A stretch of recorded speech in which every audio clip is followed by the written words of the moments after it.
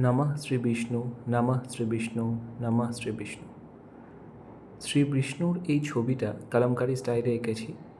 এটাকে আঁকা হয়েছে একটা পিতলের সরার ওপরে।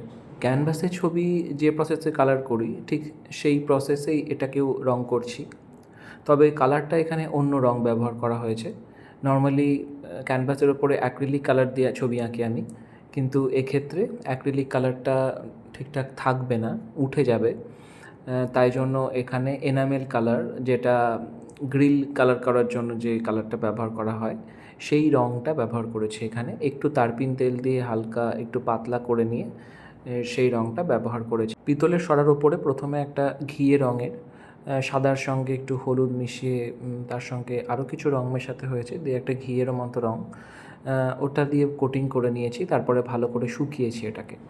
একবার কোটিং করে হয়নি, দুবার কোটিং করতে হয়েছে। তারপরে একটু ভালো করে শুকিয়ে নেওয়ার পর কালো দিয়ে এই পুরো ছবিটা এঁকেছি। এখানে কিন্তু পেন্সিল ব্যবহার করা যায়নি, ডিরেক্ট ছবিটা আঁকতে হয়েছে তুলি দিয়ে, সরু তুলি দিয়ে। ওইটা আবার শুকিয়ে যাওয়ার পর আমি এখনকার কাজটা করছি। ব্যাকগ্রাউন্ডে যে মেরুন রঙটা সেটা তৈরি করে নিলাম, কিছু রং মিশিয়ে লালের সঙ্গে একটুখানি অরেঞ্জ আর একটু কালো মিশিয়ে এই মেরুন কালারটা তৈরি করেছি।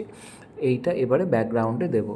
ব্যাকগ্রাউন্ডে দেওয়ার সময় একটা লেয়ার দিলে হবে না, মাঝে মাঝে একটু একটু দাগ পড়ছে, তুলির আঁচড়ের দাগটা, সেটা কে পুরোপুরি কভার করার জন্য এটা শুকিয়ে যাওয়ার পর ব্যাকগ্রাউন্ড কালারটা আরেকবার দেবো।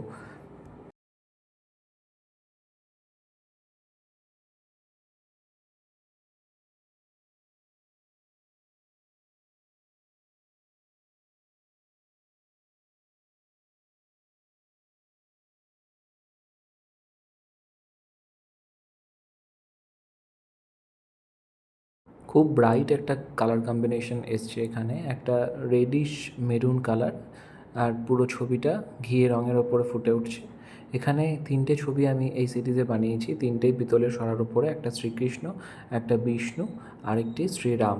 কেমন লাগলো ভিডিওটা অবশ্যই জানাবেন। দেখা হচ্ছে আবার অন্য কোনো ভিডিও নিয়ে।